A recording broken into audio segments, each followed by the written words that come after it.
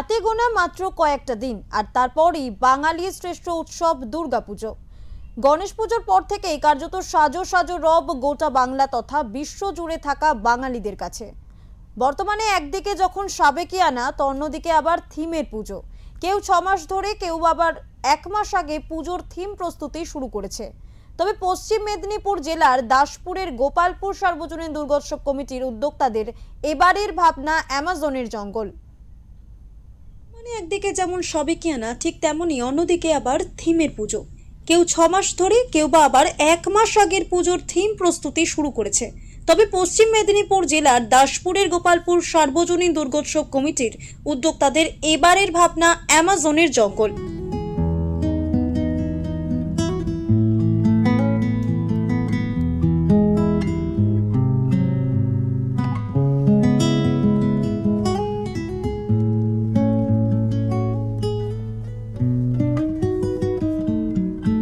আমাদের বছরের পুজোর থিম হয়েছে অ্যামাজনের জঙ্গল।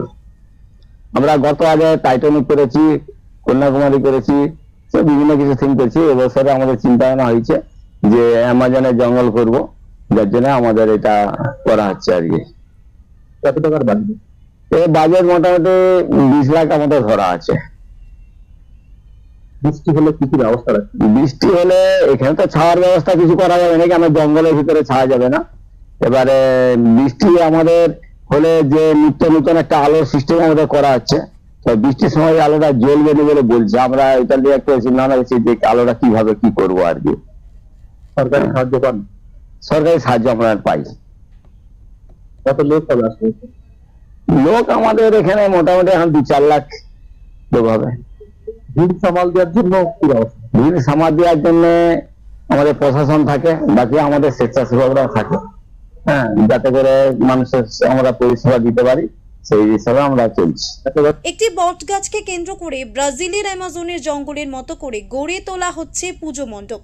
প্রায় 30 ফুট উচ্চতায় উঠে প্রতিমা দর্শন করতে হবে দর্শনার্থীদের। জঙ্গলের মধ্যে দিয়ে চোরা গলি দিয়ে প্রবেশ করে মাতৃ দর্শনের স্থানে পৌঁছাতে হবে ভক্তদের।